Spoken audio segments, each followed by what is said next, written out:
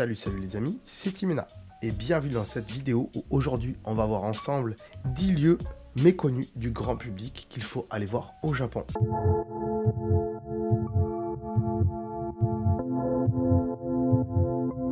Alors si vous connaissez la chaîne, vous savez sûrement que je suis déjà allé au Japon en 2016. Et du coup j'ai vu des lieux assez intéressants et d'autres où j'ai pas eu le temps de pouvoir y aller et aussi à cette époque-là je manquais d'informations. Ce qui veut dire que dans cette vidéo, il y a peut-être des lieux que vous connaissez et peut-être des lieux que vous ne connaissez pas. Et c'est ce qu'on va voir ensemble maintenant. Alors je dis des lieux, mais il y a aussi des boutiques dedans, vous inquiétez pas. Donc lieu numéro 1 qu'il faut aller voir absolument, selon moi, au Japon, c'est la région de Hakone.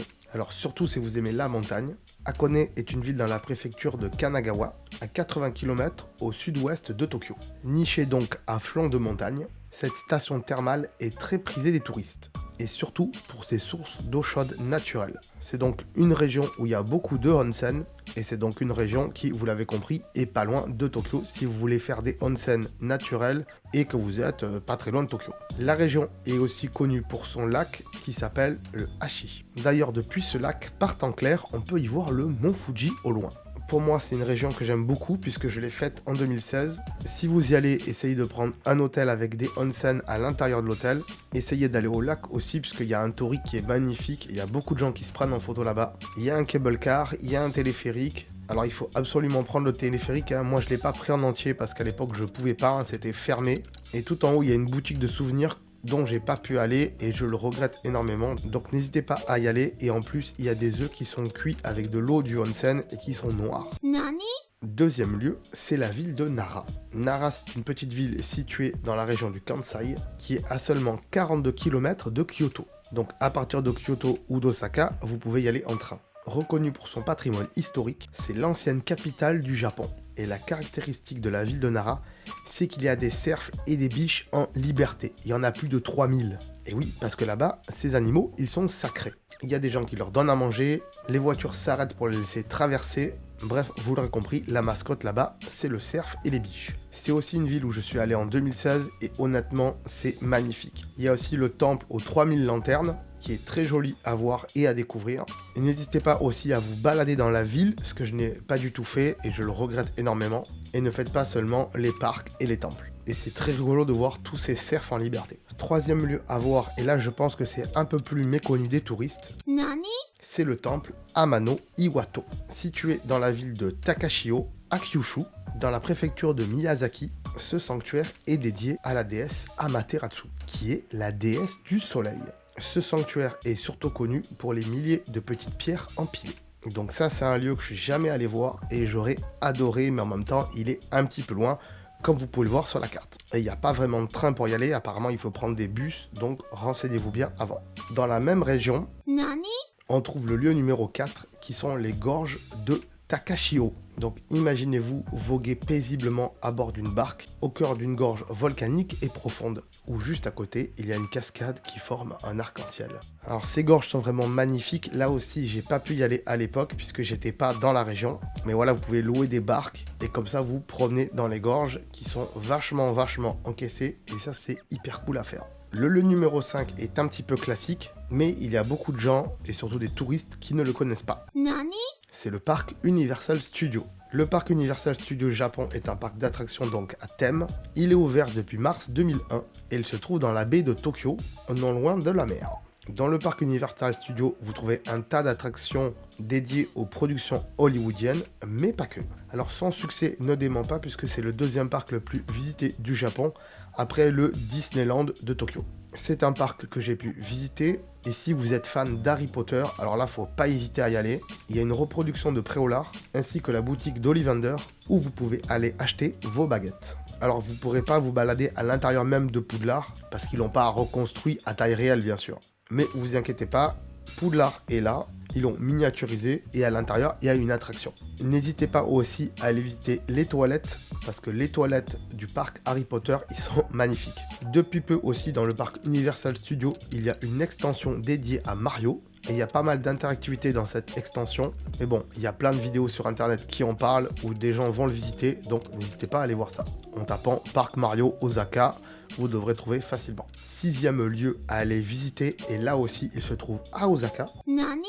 C'est l'aquarium de Osaka, qui se trouve en dessous du parc Universal Studios. Alors c'est le 2e aquarium le plus grand au monde. Avant c'était le premier, mais il y a quelqu'un d'autre qui en a construit un peu plus grand. Donc du coup c'est le 2e aquarium le plus grand au monde, avec un volume total de 11 000 tonnes. Cet aquarium a ouvert en 1990 et c'est l'une des attractions principales de la zone portuaire d'Osaka. La mascotte de cet aquarium géant, c'est bien sûr le requin-baleine qui clôture la visite. Alors ce qui est intéressant dans cet aquarium, c'est qu'au premier abord, on rentre et on se rend pas compte tout de suite de l'architecture de l'aquarium. Et puis petit à petit, quand on descend, on s'aperçoit qu'en fait, on fait le tour, comme ceci, en descendant d'un immense tube d'eau avec à l'intérieur le requin-baleine.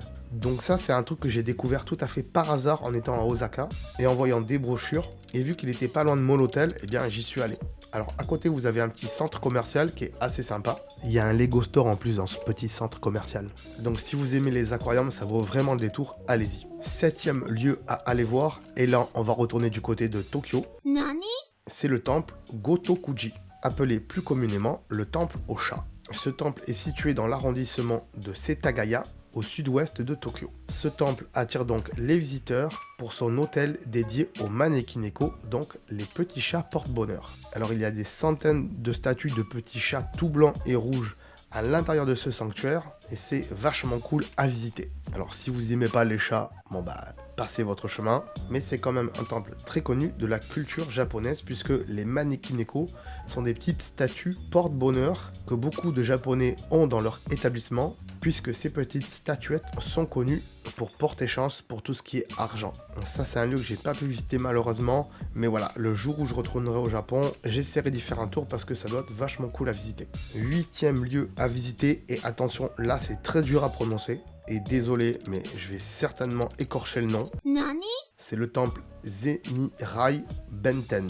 Enfin, c'est pas vraiment un temple, c'est plutôt un sanctuaire qui est situé au nord-ouest de Kamakura. Et là aussi, Kamakura, si vous connaissez pas, regardez sur internet parce qu'il faut aller y faire un tour. Mais ce sanctuaire n'est pas hyper connu des touristes, et sa particularité, c'est qu'il est niché dans un rocher. Le complexe mélange les deux religions, shintoïsme et bouddhisme, et les visiteurs s'y rendent généralement pour laver leur monnaie dans l'eau sainte, ainsi que pour faire un vœu pour la bonne fortune. Alors ça se fait beaucoup au Japon de prendre ses billets ou ses pièces et de les laver dans de l'eau sainte, hein.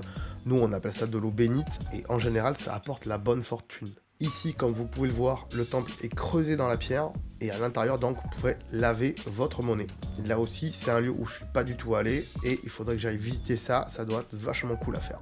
9e endroit à ne pas louper au Japon, et surtout si vous aimez les jeux vidéo, Nani?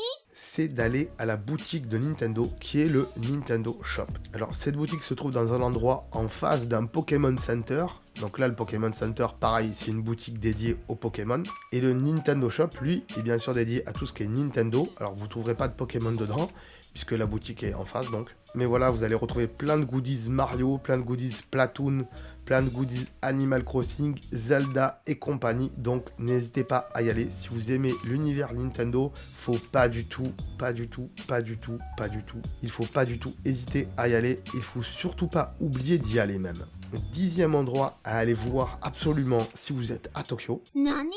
c'est la rue marchande de Kababashi. Si vous aimez la cuisine, il faut absolument se rendre à Kappabashi, car quasiment tous les restaurants de Tokyo et les cuisiniers amateurs passionnés viennent s'approvisionner ici en ustensiles de cuisine, mais pas que, puisque l'attraction principale pour les touristes, c'est surtout la décoration alimentaire. Alors quand je dis décoration alimentaire, c'est pas des petites billes et des petites paillettes que vous allez mettre sur vos gâteaux. Non, non, c'est pas ça du tout. Même s'il est possible de manger sur place, en réalité, la majeure partie de la nourriture appétissante que vous verrez est fausse. Que ce soit des hamburgers, des ramen, des sushis, des fruits, des boissons, des bières, des repas complets même, des pizzas, des pâtes, bref, tout tout. Vous pourrez découvrir ces aliments en plastique et en cire qui sont la plupart du temps exposés dans les vitrines des restaurants au Japon. Alors pour moi qui est allé au Japon, c'est un truc vraiment énormissime ça. Nous en France, on n'a pas du tout ça. Quand on va dans un restaurant, la plupart du temps, il y a marqué le nom du plat sur une carte et de temps en temps, il y a des photos du plat à côté.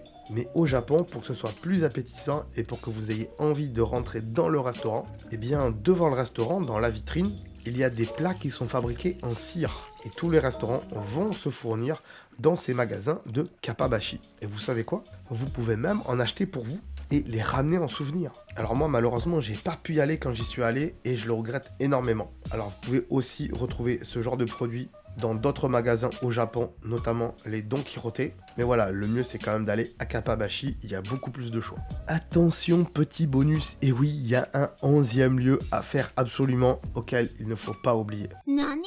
L'emblème du Japon, c'est bien sûr le mont Fuji. Alors pourquoi je vous en parle? Eh bien tout simplement parce que moi j'y suis pas vraiment allé. Il faut surtout aller dans la région de Kawaguchiko, qui se trouve au nord du mont Fuji. Alors moi, à l'époque, j'y suis pas allé parce que je trouvais que c'était un peu galère de prendre plusieurs trains pour y aller. Et aujourd'hui, je le regrette puisque c'est de là qu'on part en général pour pouvoir faire l'ascension du mont Fuji, si ça vous intéresse bien sûr. Mais c'est là où bien sûr, il y a le plus de boutiques de souvenirs en relation avec le mont Fuji donc. Il y a aussi un parc d'attractions qui s'appelle le Fujiku Island et si vous aimez les sensations fortes, bien allez-y. Bref, il y a pas mal de choses à faire dans cette région, il y a notamment un lac qui est vraiment magnifique aussi. Donc selon moi aussi, ça vaut le détour d'aller là-bas et de se prendre quelques jours dans un hôtel pour découvrir la région. Si vous voulez plus d'infos sur tous les lieux dont je vous ai parlé dans cette vidéo, eh bien je vous ai mis des liens dans la description pour en savoir un petit peu plus sur chaque lieu. Si vous comptez partir au Japon un jour, eh bien sachez que j'ai fait une vidéo qui va vous expliquer facilement les choses à savoir avant de partir au Japon. Je vous mets bien sûr le lien en description et aussi en suggestion. On refera de temps en temps des vidéos liées au Japon, donc n'hésitez pas à vous abonner à la chaîne et à mettre un petit pouce bleu si cette vidéo vous a plu. Moi je vous dis à très bientôt, ciao, bye bye. Attends, là. Ah, attends de partir, j'allais oublier. Tu peux aussi me suivre sur les réseaux sociaux, ici, voilà. Hein. Tu peux t'abonner à la chaîne ici, voilà. Hein. Ici, voilà. Là, voilà, tu t'abonnes, hein. C'est pas mal. Hein. Voilà. Comme ça, tu peux voir toutes les vidéos qu'on a fait sur la chaîne. Et en plus, c'est gratuit, c'est pas comme Netflix. Tu peux aussi regarder les vidéos que je te propose ici. Hein, voilà, ici, elles sont là. Hein. Tu peux les regarder éventuellement. Hein. Ça peut t'intéresser. Hein, voilà, là. Sinon, je te remercie de t'être abonné.